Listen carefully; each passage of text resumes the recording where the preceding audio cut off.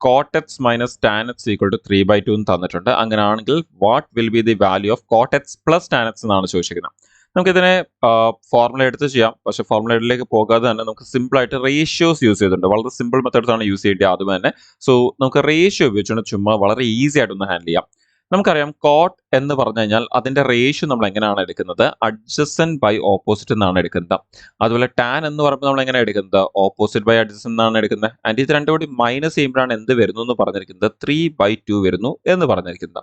നമ്മൾ ഇതിനെ ഒന്ന് അങ്ങോട്ടും ഇങ്ങോട്ടും ക്രോസ് ചെയ്യുകയാണെങ്കിൽ നമുക്ക് അവിടെ നിന്ന് A square minus O square by A into O എന്ന് പറയുന്നത് എന്ത് കിട്ടും? 3/2 എന്ന് കിട്ടും.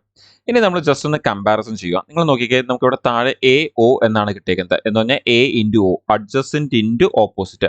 അതിന്റെ ആ അഡ്ജസന്റ് ഇൻറ്റു ഓപ്പോസിറ്റ് വാല്യൂ ആണ് എന്തെന്ന് കിട്ടിയേക്കുന്നത്? നമുക്ക് 2 എന്ന് കിട്ടിയേക്കുന്നത്.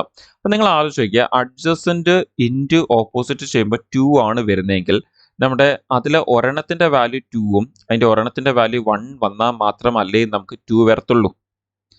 ഒരെണ്ണത്തിന്റെ വാല്യൂ 2ഉം ഒരെണ്ണത്തിന്റെ വാല്യൂ 1 വന്നാൽ മാത്രമേ 2 × 1 2 വരത്തുള്ളൂ. അങ്ങനെയാണെങ്കിൽ അത് സാറ്റിസ്ഫൈ ചെയ്യുന്നോ ഇല്ലയോ, നമ്മൾ എടുത്ത വാല്യൂ കറക്റ്റ് ആണോ ഇല്ലയോ എന്നുള്ളത് അറിയാൻ വേണ്ടി എന്ത് ചെയ്താൽ മതി? ഇവിടെ മുകളിൽ ഈ പോർഷനിൽ ഒന്ന് ഇട്ട് നോക്കിയാൽ മതി. അത് ചെയ്യുമ്പോഴും 3 തന്നെ വരുന്നുണ്ടെങ്കിൽ നമുക്ക് എന്തെന്ന് പറയാം? നമുക്ക് അവിടുന്ന് ആ വാല്യൂസ് എടുത്ത് ശരിയാണെന്ന് പറയാം. അപ്പം അങ്ങനെയാണെങ്കിൽ നമുക്ക് ഇവിടേക്ക് ആ വാല്യൂസ് ഒന്ന് ഇട്ട് നോക്കാം.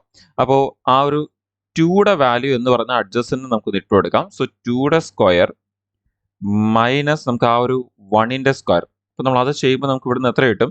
4 മൈനസ് 1 എന്ന് വരും. അതിൻ്റെ അത് കറക്റ്റായിട്ട് എന്ത് തന്നെ വരുന്നുണ്ട്? 3 തന്നെ വരുന്നുണ്ട്. നോക്കിയാൽ നമുക്ക് അത് 3 കറക്റ്റായിട്ട് കിട്ടുന്നുണ്ട്. നമ്മളിപ്പോൾ താഴെയുള്ള ആ എയോനെയാണ് 2 × 1 എന്ന് എടുത്തത്. അതും നമുക്ക് കറക്റ്റായിട്ട് എന്ത് തന്നെ വരുന്നുണ്ട്? 2 തന്നെ വരുന്നുണ്ട്. സോ അവിടെ 3/2 ആണ് തന്നിരിക്കുന്നത്.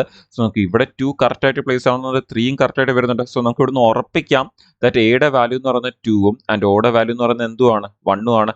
അങ്ങനെയാണെങ്കിൽ ഇനി ചോദിച്ചേക്കുന്നതിലേക്ക് നമുക്ക് പോവാം.